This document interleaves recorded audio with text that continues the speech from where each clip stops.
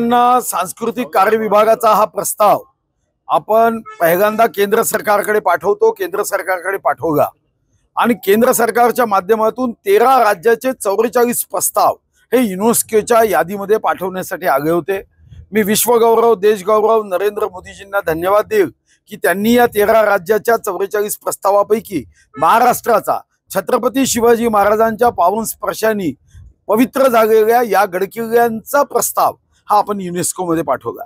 त्यानंतरच्या 2 बैठकांमध्ये मी होतो, ज्यामध्ये पॅरिस ऑफिस मधून अधिकारी आले होते, आपल्या देशाचे आर्किओलॉजी विभागाचे अधिकारी होते आणि 12 गडकिल्ल्यांच्या संदर्भामध्ये या प्रस्तावाचं विश्लेषण केलं।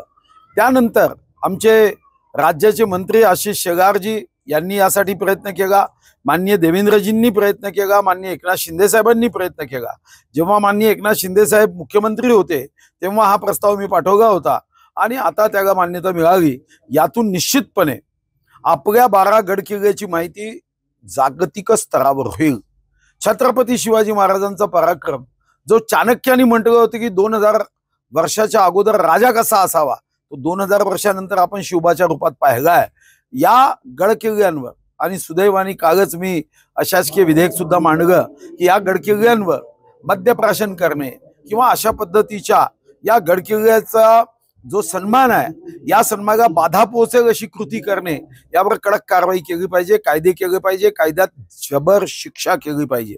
आणि सुदैवाने त्याची समिती आता तयार झाली आहे आणि आमदारांच्या समितीच्या माध्यमातून या संदर्भामध्ये दारू पिणारे असतील किंवा इतर पद्धतीने या ठिकाणी गडकिल्ल्याचा सन्मानाला बाधा पोहोचेल असं करणारे असतील तर निश्चितपणे या संदर्भातले कायदे हे कडक होतील।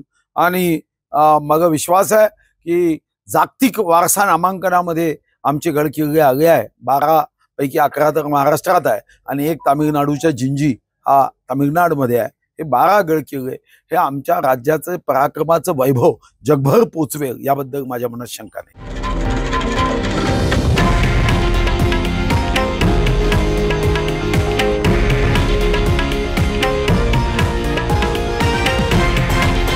हे आहे देशातील नंबर 1 न्यूज नेटवर्क आणि आपण पाहत आहात TV9 मराठी, एकमेव।